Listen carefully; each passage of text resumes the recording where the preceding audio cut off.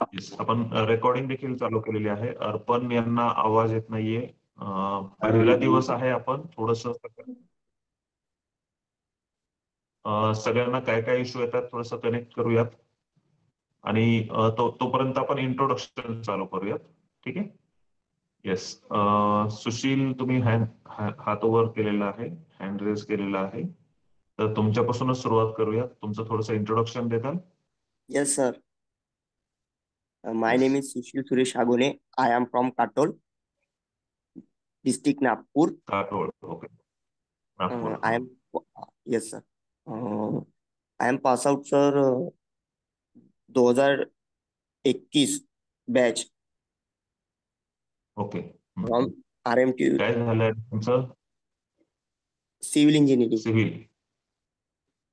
Yes, ठीक sir. आहे. Licence वगैरे काढलं? How, sir? अच्छा, लायसन्स काढलंय. बरं, कामं वगैरे केलेत का मग याच्या आधी? How, sir? चालू आहे ना. अच्छा, चालू आहेत. बरं, हा. 2021 म्हणल्यावर मग आता 4-5 वर्ष होत आले जवळपास. किती कामं नाही, सर. केलेत? माझे 3 वर्षापासून चांगले काम चालू आहे बरं बरं. Water okay. सप्लाय मध्ये. बरं, म्हणजे जल जीवन मिशनची कामं निघाली त्यात लॉटरी लागली आपल्याला? नाही, सर, मी टेंडरवर घेतले होते. हा, नाही म्हणजे लॉटरी म्हणजे ते बरेच काम आले ना जल जीवन मिशनची, त्यामुळे बऱ्याच जणांना भेटली ती तशी संधी. खूप वर्ष नाही, मला घ्याल ते सगळ्यासाठी. हो, म्हणजे मी ऑनलाईन बिडिंग केली होती, सर. ठीक. किती काम आहेत आता हातात? माझ्यापाशी आता हार्डली 3 काम आहे, सर. बरं, काय साधारण टर्न ओव्हर झालाय माझा जास्त नाही मागच्या झाला, 3 सर. वर्षात? मागच्या 3 वर्षांमध्ये 1 कोटीच्या वरती झाला, सर. बरं, ठीक. आता काय अडचण येते तुम्हाला? आता मला, सर, ते टेंडर ऑनलाईन फिलिंग करायला थोडासा प्रॉब्लेम येतो, सर. बरं, आता इथून मागे बाहेर भरत होतात का? हो, मी बाहेर दुसऱ्याकडून भरतो, सर. बरं, एक्झॅक्ट आता म्हणजे तुम्ही काहीच केलेलं नाहीये, तुमच्याकडे डिजिटल सिग्नेचर वगैरे आहे? हो, सर. त्याचा आयडी पासवर्ड, हा आयडी पासवर्ड फक्त घेऊन ठेवा त्या व्यक्तीकडून. आपल्याला घेतलाय लागेल ना, तो सर. या आठवड्यामध्ये लॉग. हो, हो, घेतलाय ना? घेतलाय ना. हो, हो. चालेल, चालेल. ठीक. ठीक आहे, सर. किती थँक्यू. टेंडर भरलेत आपण? माझे आतापर्यंत, सर, 25 टेंडर झाले असेल. अच्छा, आणि एका टेंडरला किती कॉस्ट जाते साधारण भरायला? साधारण आमच्याकडे, सर, 500 रुपये घेतात एका टेंडरचे. हम्म. ठीक आहे, चालेल. आणि बिडिंग करूनच घेतले तुम्ही सगळी कामं ना? हो, हो, सर. बिडिंग करूनच. बरं बरं बरं, चालेल. येस, ठीक आहे. थँक्यू सुशील. आपण थँक्यू. नेक्स्ट सागर, तुमची इंट्रोडक्शन देताल? कुठून आहात तुम्ही, काय करता, शिक्षण काय झालंय, काय अडचण आहे? थोडं फास्ट घेऊयात आता मी आपण. आम्ही सागर शिंदे, सर, मालेगावने. माझं बी फार्म झालंय आणि बरं बरं. कन्स्ट्रक्शन सुपरवायझर झालंय. अच्छा, ओके. मी एकदा आपल्याकडं 2 दिवसाचा कोर्स होता ना, 2 दिवसाचा, तो पण केलेला आहे. ई टेंडरिंगचा? हा, टेंडरिंगचा. पण नंतर काय माझी चांगली प्रॅक्टिस झाली नाही, त्यामुळे मी परत पुन्हा एकदा जॉईन केलंय. ठीक आहे, ठीक आहे, चालेल चालेल. आता आता ऑनलाईन यावेळी मध्ये मला चांगली प्रॅक्टिस व्यवस्थित होईल करायचं. तेवढं. हो. Yes yes. आणि सगळ्यांसाठी सांगतो, 10 दिवस आहेत, त्यामुळे लॅपटॉप बरोबर असू दे. डिजिटल सिग्नेचर ज्यांच्याकडे नसतील त्यांच्या याने काढा, कारण तुम्हाला जर टेंडर स्वतः घ्यायचे असेल तर काढा. तुम्हाला जर स्वतः नसतील घ्यायचे तर ज्यांचं तुम्ही टेंडर भरून देणार असाल किंवा प्रॅक्टिससाठी मित्राची वगैरे कोणाची डीएससी असेल तरी सुद्धा चालेल. तर त्या पद्धतीने तयारी ठेवा. 1-2 दिवसामध्ये आपल्याला नंतर लागेल डिजिटल सिग्नेचर. 1-2 नाही, 2-4 दिवसानंतर लागेल. सोमवारपर्यंत भेटली पुढच्या तरी सुद्धा चालेल. कोणाला काढायचे असेल तर काढून घ्या, पण प्रॅक्टिससाठी मात्र ठेवा. म्हणजे काय परत परत वेळ आपल्याकडे कमी असतो. परत परत बॅच करत बसायचे काय आपल्याला हे नाहीये, आवश्यकता नाहीये. एवढ्या दिवसात तुमचं होऊ शकतं. त्याला स्क्रीन शेअरिंग आणि लॅपटॉपवर जॉईन केल्यामुळे काय होईल, तुम्हाला लगेच स्क्रीन शेअर करून पाहता येऊ शकतं. आम्हाला देखील पाहता येऊ शकतं तुम्हाला काय अडचण येते. आणि झूमवरनच कनेक्ट करायचं. त्याला ऑडिओ नसेल तरी सुद्धा चालतो. म्हणजे माझा पीसी आहे, त्याला माईक नाहीये, हे नाहीये. आता मी तसंच केलंय, मी मोबाईलवरनं कनेक्ट केलंय आणि खाली माझा पीसी पण चालू आहे तसं पाहायला गेलं तर. तर असं तुम्हाला दोन्ही प्रकारे जॉईन करता येऊ शकतं. ठीक आहे, चालेल. थँक्यू सागर. संकेत, येतोय आवाज तुम्हाला? तुमचं इंट्रोडक्शन थोडंसं देताल?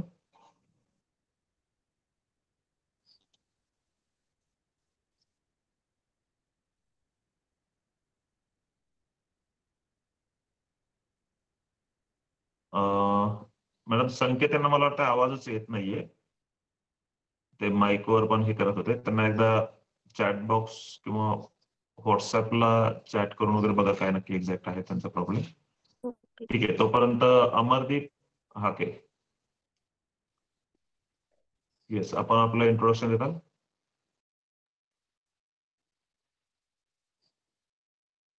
अमरदीप. Yes sir. ठीक आहे. हा, हॅलो. तुमचं इंट्रोडक्शन येस देताल? सर. कुठून आहात तुम्ही, काय करता? येस. सर मी मुंबईवरून आहे प्रॉपर. बरं, ओके. आणि माझं आणि सर बीएससी पण झालेलं आहे आणि बीई सिव्हिल पण मी केलेलं आहे. बरं, ओके ओके. हम्म. आणि सेक्टर म्हणजे तुमचं कन्स्ट्रक्शन सेक्टर मधले स्टँडर्ड भरायचे आहेत तुम्हाला? नाही बाकी पण ओव्हरऑल जर समजा माझ्या म्हणजे ह्याच्याशी म्हणजे सप्लायिंग मधले किंवा ह्याच्यामधले जरी असले तरी भरायला सगळे मला चालतात. हरकत नाही. Right right sir. ठीक किंवा आहे, परचेसिंग मधले किंवा चालेल. बिडिंग मधले वगैरे सुद्धा जरी असले तरी हरकत नाही काही. ठीक आहे, ठीक आहे. करता येऊ शकतं, कारण सगळ्यांसाठी ओपन आहे तसं पोर्टल. फक्त त्यांच्या काय राईट सर. रिक्वायरमेंट असतात ते आपल्याला फुलफिल करावं लागतं. तुम्ही करू बरोबर. शकताय. काही सिव्हिलची वगैरे काम केलेली आहेत का? याच्या आधी काही टेंडर घेतलीत का तुम्ही? हा म्हणजे सिव्हिलचे मी केलेले आहेत कामं आणि माझ्या बिल्डिंग कन्स्ट्रक्शनच्या बरं. पण साईट आहेत सर. ओपन अच्छा, मधल्या ह्याच्यातल्या. बरं बरं. हा. आणि मुंबईमध्येच करताय का सर्व साधारण. मग हे? हो सर, हो सर. ओके, ठीक आहे, चालेल. आणि कधीपासून करताय तुम्ही थँक्यू. साधारण? मी सर येस, थँक्यू. साधारणतः 2022 पासून सर. 2022 पासून करताय. ठीक राईट आहे, सर. ठीक आहे. ओके, चल. Yes, thank you. Thank you. Next Lokesh.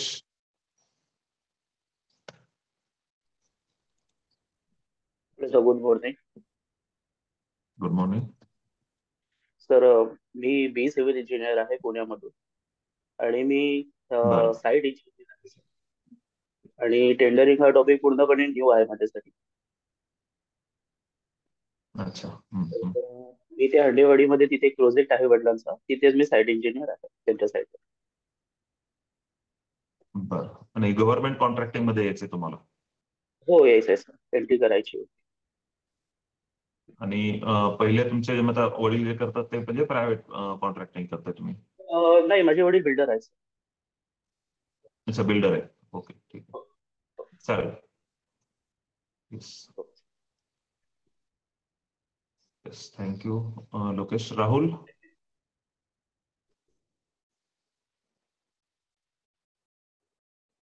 संकेत, आवाज यायला लागला माझा तुम्हाला?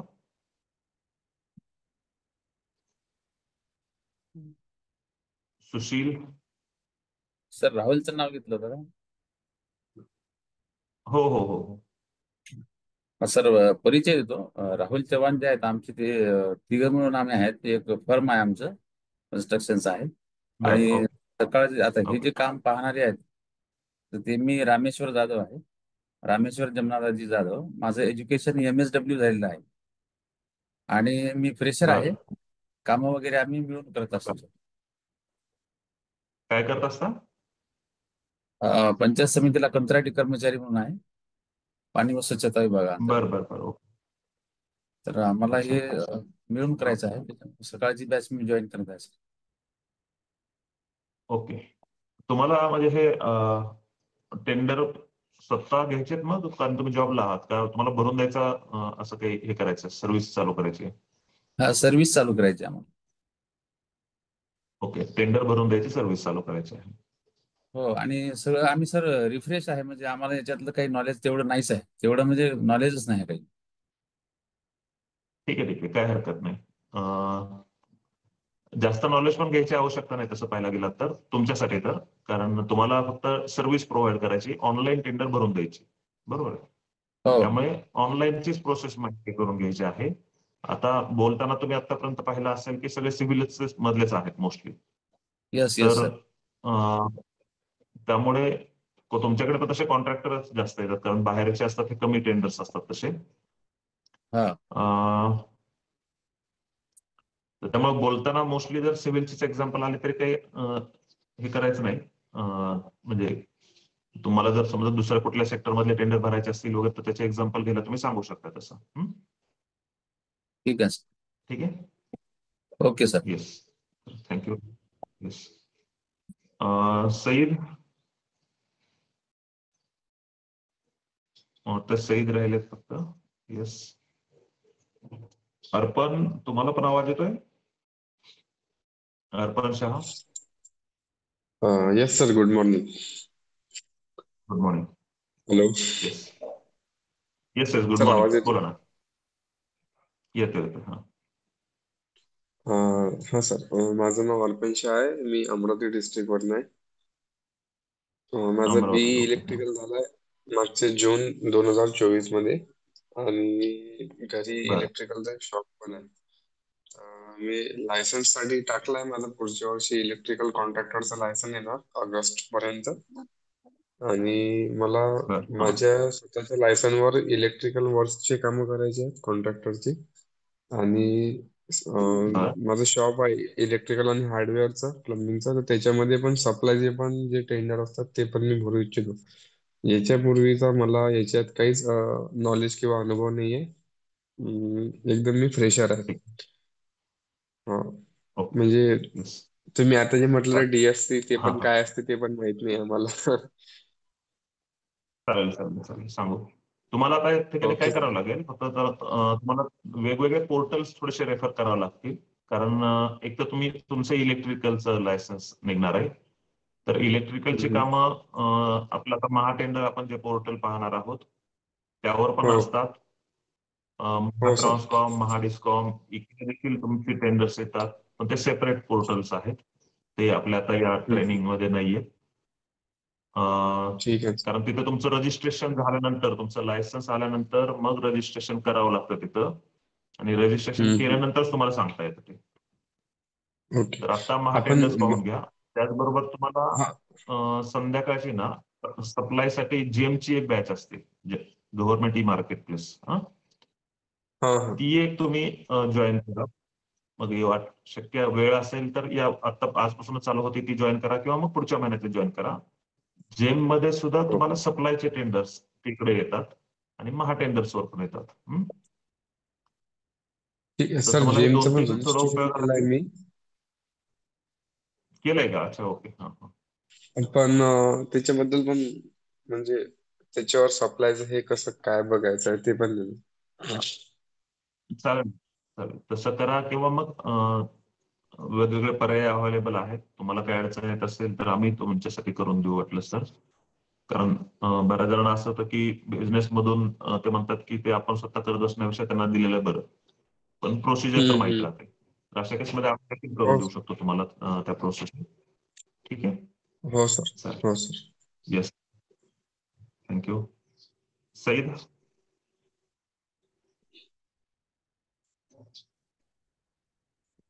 आता सगळ्यांचं इंट्रोडक्शन झालेलं आहे. सईद फक्त बाकी आहे. संकेत कुठे यांना बरं. आवाज. गुड हा, मॉर्निंग सर. जातोय आता. हा, सईद बोला. Good morning. संकेत बोलतोय सर.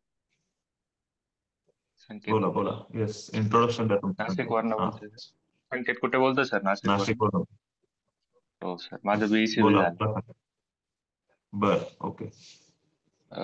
ZP आणि PWD चे लायसन वगैरे काढलंय. DSC काढून ठेवले. एक काम केलंय सर सब कॉन्ट्रॅक्टने. अच्छा. पण मग स्वतःच असं लायसन वरती काम वगैरे नाही घेतलंय टेंडर भरून. त्याच्यासाठी मार्गदर्शन बरं. पाहिजे होतं. ठीक आहे, म्हणजे आता नवीनच सुरुवात आहे तुमची. हो हो सर. ठीक आहे, चालेल. ठीक. चालेल. आपण नवीन आहेत, काही जणांचे 2-4 वर्षाचे एक्सपिरियन्स आहेत, तर स्टार्टिंग पासूनच तसं आपण पूर्ण घेणार आहोत. तर ज्यांचे रजिस्ट्रेशन नाहीये वेबसाईटवर, त्यांचं देखील रजिस्ट्रेशन कसं करायचं हे आपण पाहूया. मग ते पहिला दिवस मॅडम कंटेंट मध्ये तसा बिल्डर एनरोलमेंट आहे ना पहिला दिवस? हो सर आपला परिचय एकदा जर मिळाला तर बरं होईल. होऊन जाईल ना, कारण आता मी तुमच्या बरोबर आयुष्यभर राहणार आहे. ठीक आहे. येस, कारण काही जरी अडचण आली तुम्हाला तरी सुद्धा मी किंवा तेजस्विनी मॅडम हे तुमच्या बरोबर असू. मी प्रवीण मुंढे, माझं इंट्रोडक्शन देतो. प्रवीण मुंढे, मी 2001 चा मी diploma civil engineering pass out, त्यानंतर कन्स्ट्रक्शन मॅनेजमेंट MIT मधून आम्ही केलं कोथरूडला. रिसेंटली IIM इंदोर मधून डिझाईन थिंकिंग हा एक सर्टिफिकेशन त्यांचं पूर्ण केलेलं आहे. जवळपास 15 वर्ष इंडस्ट्रीमध्ये काम केल्यानंतर, म्हणजे 2015 पर्यंत इंडस्ट्रीमध्ये काम केल्यानंतर मग स्वतः कॉन्ट्रॅक्टिंग केलं, गव्हर्नमेंटमध्ये 1 वर्ष जॉब केला, वेगवेगळे पर्याय अवलंबले. कारण एक फिक्स रुटीन करायचं नाही हे पहिल्यापासून थोडंसं ठरलेलं होतं. 3-3 वर्ष सर्व करून पाहिलं, त्यामुळं त्याच्यानंतर काय करायचं ह्या विचारानं 2015 मध्ये परत चांगला जॉब सोडला. 2015 मध्ये त्यावेळेस मला 90,000 रुपये सॅलरी होती. आता म्हणजे 30,000 2-1 लाखापर्यंत गेली असते, 2-2.5 लाखापर्यंत.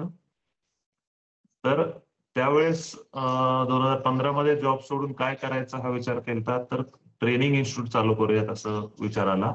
कारण मॅनेजमेंट लेवलला मी काम करत होतो. त्यावेळेस इंटरव्ह्यूज वगैरे बरेच घ्यावे लागायचे आम्हाला.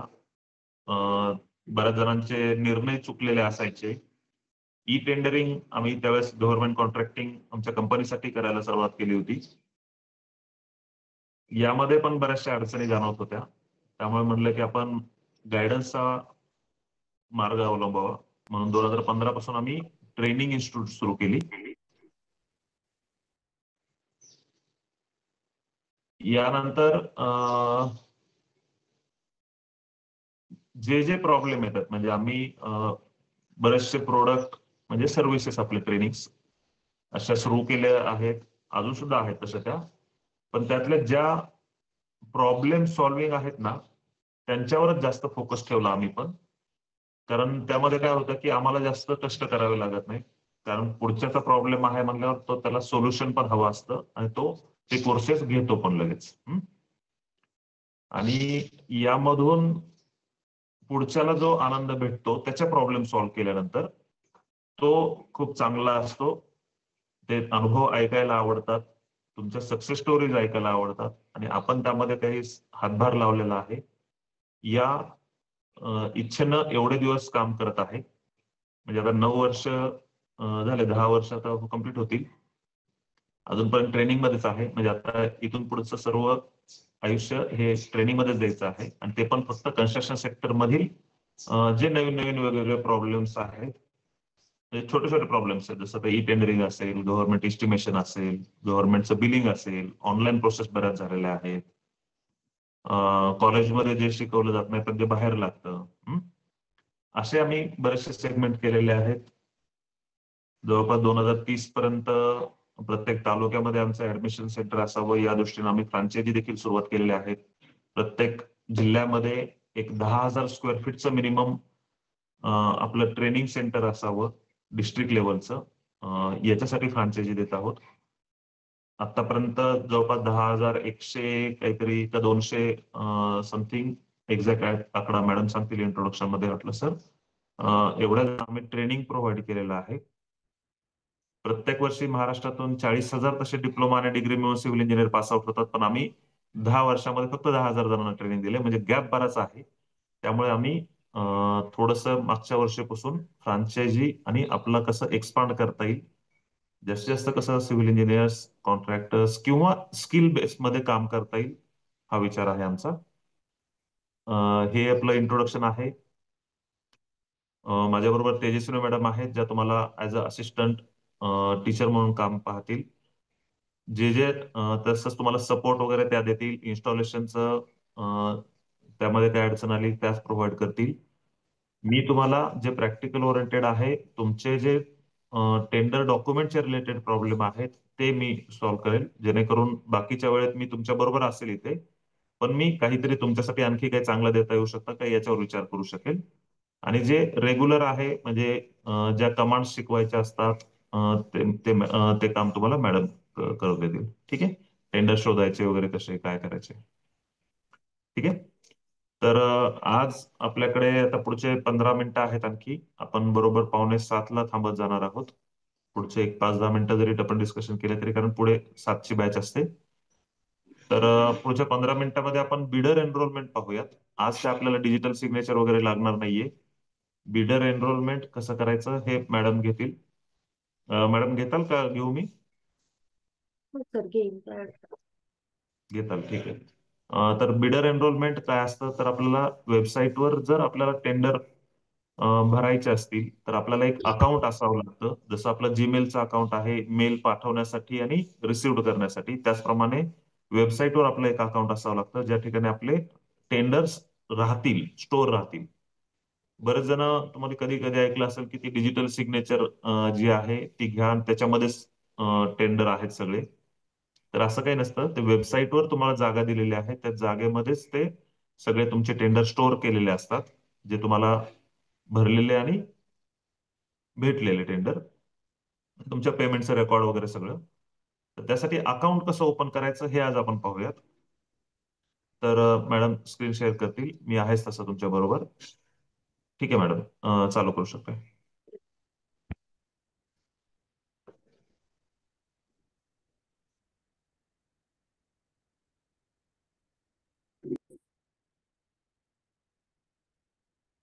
सगळ्यांना वेबसाईटचा ऍड्रेस माहितीच आहे, mahaTenders.gov.in ही वेबसाईट आहे आपली.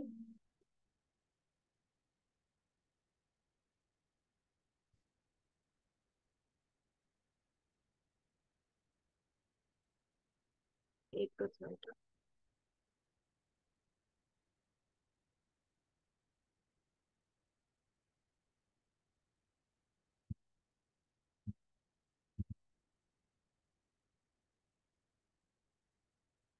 माझा आवाज येतो ना सगळ्यांना?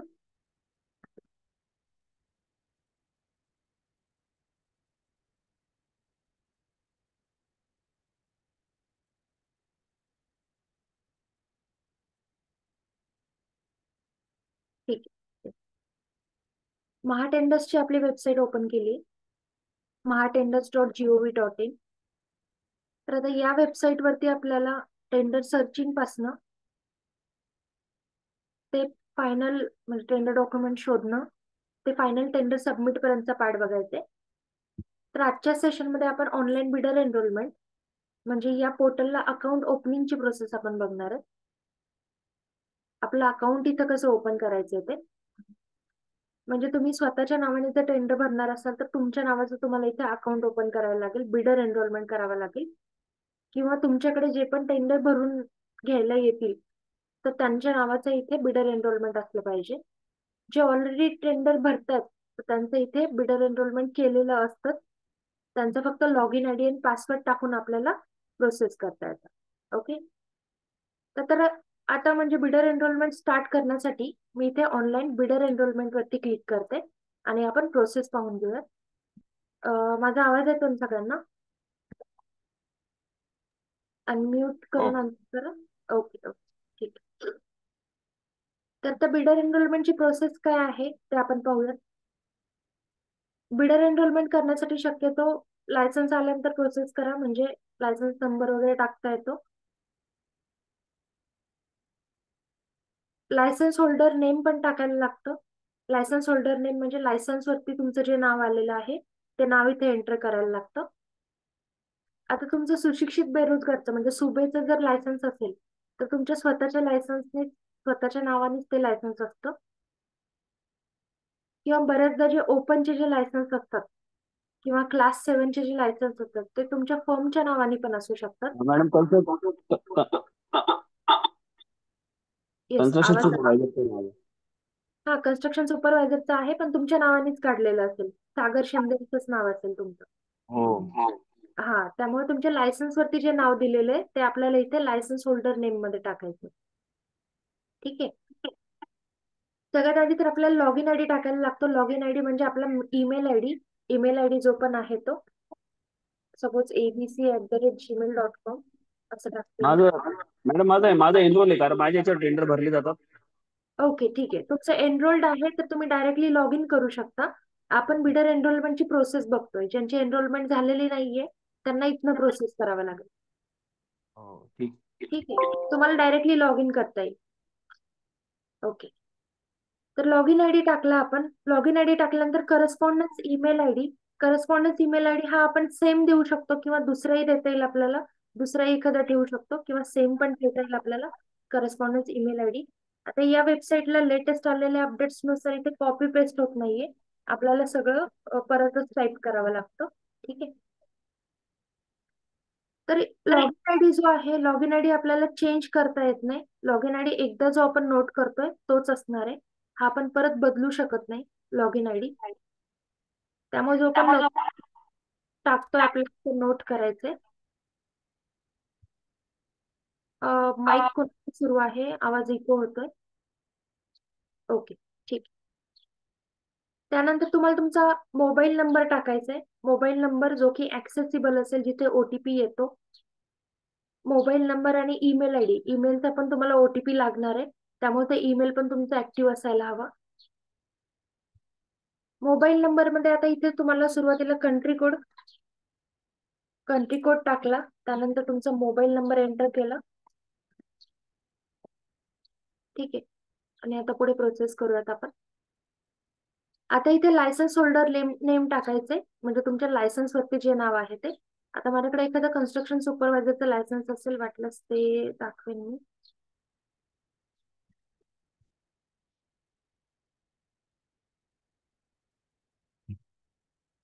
ठीक आहे. आता हे कन्स्ट्रक्शन सुपरवायझरचं लायसन्स आहे. या लायसन्स वरती बघा, यांचं इथे नाव दिलेलं आहे गणेश सोपान रोटे. ठीक आहे. आणि इथे डिटेल्स आहेत त्यांचे. हे कन्स्ट्रक्शन सुपरवायझरचं म्हणजे क्लास 7चं लायसन्स आहे. असं सुबेचं जर लायसन्स असेल तर इथेही तुमचंच नाव असतं, तुमचं स्वतःचं नाव असणार. ठीक आहे. त्यामुळे लायसन्स होल्डर नेम एक आपल्याला टाकायचंय. त्यानंतर पुढची कॅटेगरी आपल्याला प्रेफरन्शियल बिडरची आहे. प्रेफरन्शियल बिडर म्हणजे तुमचं एमएसएमई अंडर जर रजिस्ट्रेशन असेल तर तुम्ही त्या प्रेफरन्शियल बिडरला येस क्लिक करू शकता. इथं जर यस क्लिक केलं तर आपल्याला पुढचा ऑप्शन येतो एमएसएमईचा. बाय डिफॉल्ट एमएसएमई एकच प्रेफरन्स कॅटेगरी आहे, पण हा ऑप्शन आपल्याला कंपल्सरी नाहीये, तर याला आपण अनटिक पण करू शकतो. गरजेचं नाहीये टिक करण्याचा. त्यानंतर रजिस्ट्रेशन नंबर हा आपल्या लायसन्स वरती असतो. तो रजिस्ट्रेशन नंबर आपल्याला इथे टाकायला लागतो. रॅन्डमली मी एक टाकून दिला इथे. ठीक आहे. त्यानंतर रजिस्टर्ड ऍड्रेस हा तुमच्या लायसन्स वरती असतो, किंवा तुमचा जो परमनंट ऍड्रेस आहे हा रजिस्टर्ड ऍड्रेस मध्ये टाकायला लागतो. त्यानंतर तुमच्या फर्म मध्ये आता काही पार्टनर्स आहेत किंवा तुम्ही स्वतः जर डायरेक्टर असेल तर तुमचं स्वतःचंही नाव टाकता येतं इथे तुम्हाला. ही पण फील्ड कंपल्सरी नाहीये, त्यामुळे तुम्हाला इथे कंपल्सरी टाकायलाच हवं असं नाहीये. ही फील्ड तुम्हाला स्किप पण करता येते. ओके. त्यानंतर तुमचा पॅन नंबर इथे एंटर करायचे. आता इथे जो एक्झाम्पल मध्ये दिलेला आहे तो मी पुट करते. ठीक आहे. पॅन नंबरच्या नंतर तुमचं इस्टॅब्लिशमेंट इयर कधीचं आहे हे तुमच्या लायसन्स वरती असतं. आता या लायसन्सची व्हॅलिडिटी बघा कधीपासून आहे, 20 फेब्रुवारी 2024 पासून ते 2027 पर्यंत आहे. म्हणजे इस्टॅब्लिशमेंट इयर मला इथे 2024 टाकता येईल. ओके. आता इथल्या सगळ्या फील्ड्स आपण परत एडिट करू शकतो. आपण ज्यावेळी लॉग इन करतो महा टेंडर्सला, लॉग इन केल्यानंतर आपल्याला सगळ्या फील्ड्स परत एडिट करण्याचा ऑप्शन असतो. फक्त आपण इथला लॉग इन आयडी बदलू शकत नाही, हा लॉग इन आयडी बदलू शकत नाही, आणि लायसन्स होल्डर नेम या दोनच गोष्टी आपण बदलू शकत नाही. बाकी सगळं एडिटेबल असतं. बाकी सगळ्या फील्ड्स आपण परत चेंज करू शकतो. त्यानंतर नेचर ऑफ बिझनेस मध्ये तुम्हाला तुमची मेजर वर्क्स कुठली आहेत, civil works, road, civil works, building, जी पण मेजर तुमची काम आहेत कन्स्ट्रक्शन सेक्टर मधली किंवा जो पण तुमचा बिझनेस आहे तो, ते इथे मेजर वर्क्स मध्ये टाकायचे. मग आता बऱ्याच जणांचा हा प्रश्न असतो की माझ्याकडे दोन्ही लायसन्स आहेत, पीडब्ल्यूडीचं आणि झेडपीचं, तर त्याचं इथे कोणत्याचं म्हणजे रजिस्ट्रेशन टाकायचं, रजिस्ट्रेशन नंबर कोणत्या लायसन्सचा टाकायचा? तर कोणत्याही लायसन्सचा तुम्ही टाकू शकता, ते काही कंपल्सरी नाहीये. किंवा कोणत्याही कामाला तुम्ही ज्यावेळी पार्टिसिपेट करता त्यावेळी प्रत्येक कामाला तुम्हाला दरवेळेस लायसन्स अपलोड करावंच लागतं. लायसन्सची सॉफ्ट कॉपी अपलोड करावीच लागते. त्यामुळे इथे तुम्ही डिटेल्स काय टाकताय ते मॅटर नाही करत. ठीक आहे. नेचर ऑफ बिझनेस टाकलं आपण, आपली जी मेजर कामं ज्यातली आहेत ते टाकलं. त्यानंतर तुमच्या कंपनीचं लिगल स्टेटस, म्हणजे तुमची कंपनी प्रोप्रायटरशिप आहे का पार्टनरशिप मध्ये आहे का प्रायव्हेट लिमिटेड कंपनी आहे, हे आपण टाकू शकतो इथनं. त्यानंतर कंपनी स्टेटस, ऑदर्स ऑप्शन टाकलं तरी चालेल कंपनी स्टेटस मध्ये, का तुमचं MSME च्या अंडर रजिस्ट्रेशन आहे तसंही इथे मेन्शन करू शकता. ओके. त्यानंतर इथे आपल्याला कॉन्टॅक्ट पर्सन डिटेल्स, म्हणजे एखादं टेंडर भेटल्यानंतर जर इमिजिएटली त्यांना कॉन्टॅक्ट करायचं असेल किंवा कन्वे करायचं असेल तर ह्या पर्सनला त्याचे डिटेल्स मिळतील. तर इथे आपण आपल्या अकाउंटंटचे किंवा आपल्या स्टाफचे डिटेल्स देऊ शकतो किंवा आपले स्वतःचे पण डिटेल्स इथे देता येतील कॉन्टॅक्ट पर्सन डिटेल्स मध्ये. त्यांचे डिटेल्स टाकते मी.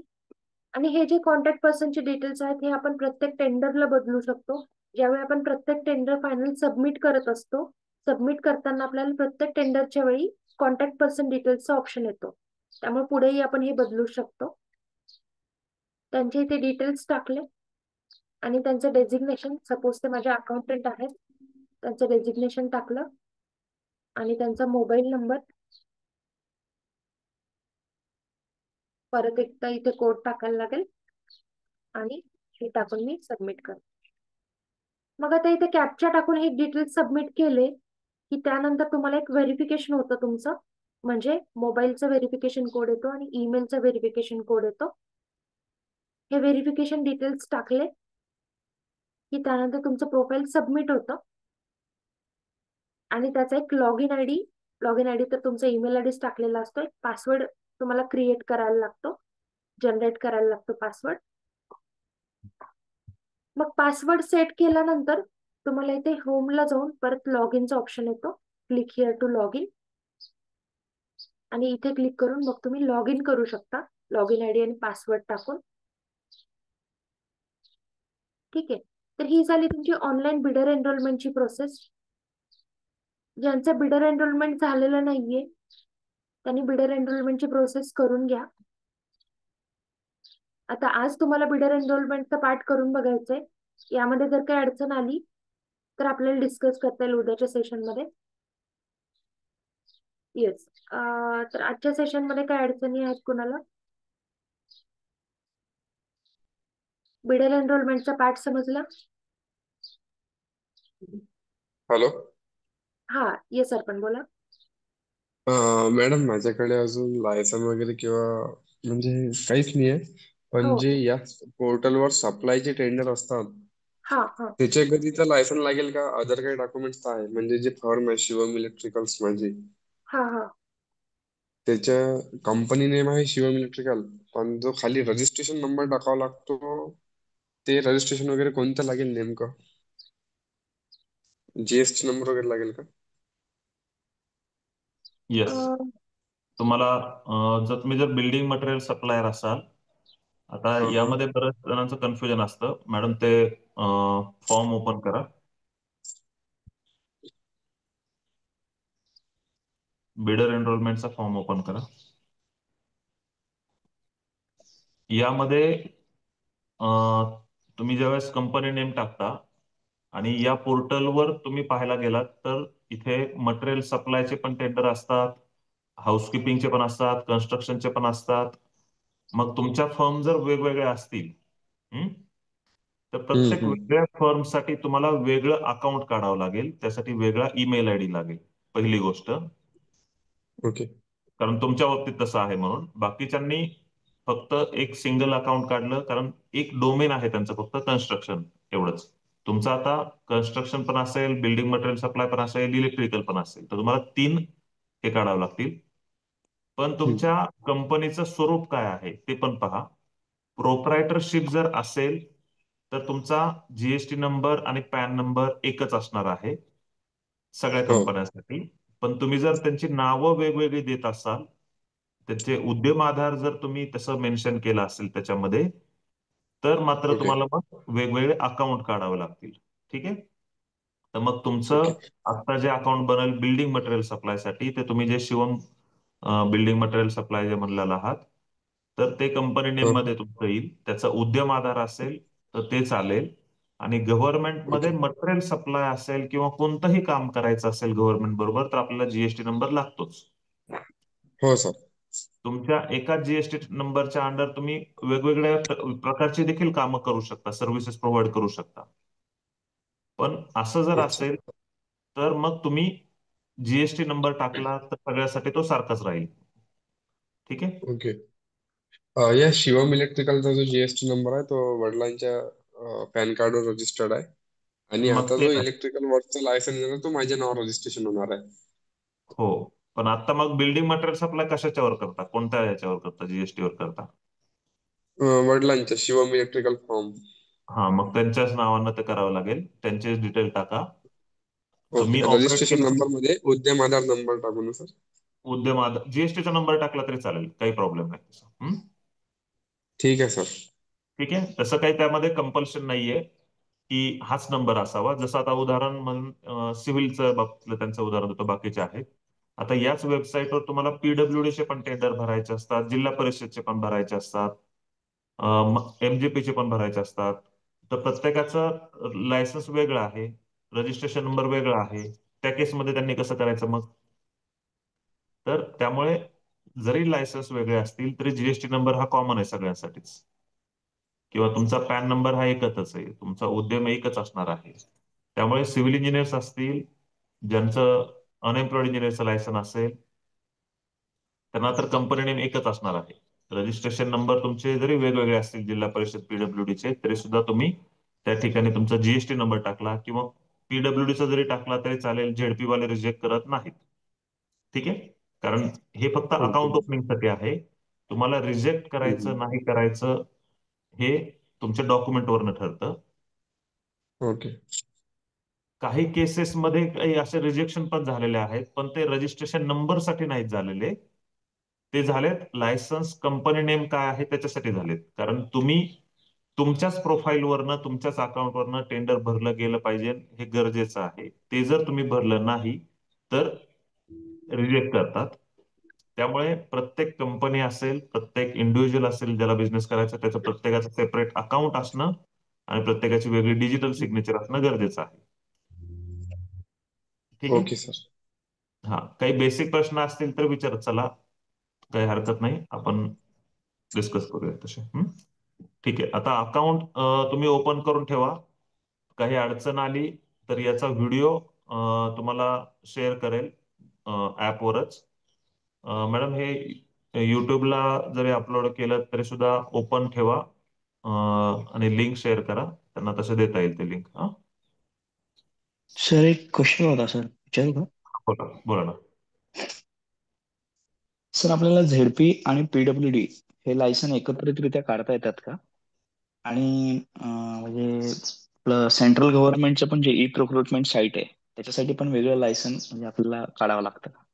हो हो हो, प्रत्येक ऑर्गनायझेशनसाठी वेगवेगळे लायसन्स आहेत. हम्म, पण लवकरच येतील ते देखील. जसं आता वन नेशन वन बरेचसे आयडेंटिटी कार्ड, इलेक्शनचं पण चाललेलं आहे. तसं वन हम्म, रजिस्ट्रेशन पण चाललेलं आहे बऱ्याच जणांचं. हम्म, सगळे डिपार्टमेंटमध्ये हम्म. एकच रजिस्ट्रेशन असावं. आता सध्या तरी मात्र तुम्हाला प्रत्येक डिपार्टमेंटसाठी वेगवेगळं रजिस्ट्रेशन करावं लागेल. पण काढता येतं का? म्हणजे काय झालं की ऍक्च्युली ज्यांचं पीडब्ल्यूडीचं सुबेचं लायसन काढता आहे त्यांना काढता झेडपीचं येतं. लायसन देता येत नाही. झेडपीचं लायसन देता येत नाही कारण की त्यांनी झेडपीने एनओसी मागितलं तर ते बोलतात तुम्हाला कुठल्याही एकाच ठिकाणी लायसन हे करता येईल असं म्हणून म्हटलं. कोण म्हणलं? कुठे कुठे असं? नाही म्हणजे माझं जे पीडब्ल्यूडीचं आहे ते मुंबईचं आहे आणि मी झेडपी हा माझ्या गावाकडे काढणार होतो तर तिथे हा. झेडपीने एनओसी मागितली ना. हा. नाही, तुमचं आता हे पहा, तुमचं गाव कुठलं आहे मग तुमचं? लातूर आहे सर. लातूर. ठीक आहे. हम्म, आता काय होतं, तुम्ही हम्म. पीडब्ल्यूडीचं लायसन मग लातूरमधूनच काढलं असेल ना? नाही नाही नाही, ते मुंबईचं आहे सर माझं. अच्छा, असं झालं का? हम्म. ठीक आहे. काय होतं, हम्म. अं, तुम्ही त्याच जिल्ह्यातले असाल तर ठीक होतं. हम्म. असं कधीही अडवलेलं नाहीये. पहिल्याच वेळेस मी ऐकलंय. तुम्हाला असं म्हणजे ते एनओसी म्हणलेत. मागितली त्यांनी. एनओसी झेडपीने एनओसी मागितली होती, तर ती झेडपी हे मुंबईच्या ह्यांनी दिली नाही एनओसी. ते बोलले तुम्हाला आयदर इकडचं ठेवावं लागेल किंवा तिकडचं ठेवावं लागेल, असं हे झालं. नाही, असं काही नाही. तुम्हाला नसतं का तिकडचं तसं? मुंबईचं मध्ये झेडपीचं नाही ना तुमचं. मुंबईचं तर तुमचं नाही पीडब्ल्यूडीचं नाही, असेल. पीडब्ल्यूडीचं आहे, पीडब्ल्यूडीचं आहे. हा. काही नाही, असं लिहून द्या म्हणावं की असं काही हे करत नाही, घेऊ शकत नाही म्हणून असं काही. बरं बरं सर. लातूरवाल्यांना सांगा तसं तसं काही. ते झेडपीवाले ठीक आहे. करतात ते की तुमचं जीएसटी नंबर असला पाहिजे, पीडब्ल्यूडीचं लायसन असल्यावरच आम्ही देतो. ते थोडंसं त्यांना ते त्या गोष्टी ऑफलाईन होत्या. प्रोसेस हम्म. आहे ना, त्यामुळे त्यांना तिथे ते मॅनेज हम्म. करण्याचे काम असतात ते. बाकी काय नाही. हा? बरं बरं बरं. आणि सर असं आपल्याला आपण ई पहिल्या वेळेस ऐकलंय प्रोक्रुटमेंटची की असं वेबसाईट. तुम्हाला लायसन्स यासाठी एनओसी वगैरे मागितली म्हणून. म्हणजे दिल्लीची जी आपली वेबसाईट आहे सर, त्याच्यासाठी पण वेगळं आपल्याला रजिस्ट्रेशन करावं लागेल का? ई हो, प्रोक्रुटमेंट जी आहे ती. सीपीपी साठी वेगळं करावं लागेल तुम्हाला रजिस्ट्रेशन. प्रत्येक वेबसाईटसाठी ओके. वेगळं सेम प्रोसेसनं रजिस्ट्रेशन करू शकता. ते आपण पाहूयात तसं. Okay sir, thank you. चालेल.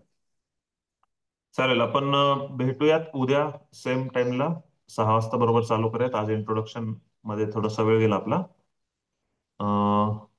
उद्यापासून आपण डायरेक्टली, तुम्हाला काही अडचण असेल तर पहिले घेऊयात आणि मग पुढचा पाठ चालू करूयात. ठीक आहे? येस. चालेल, thank you. Thank you sir. Bye. Thank you sir.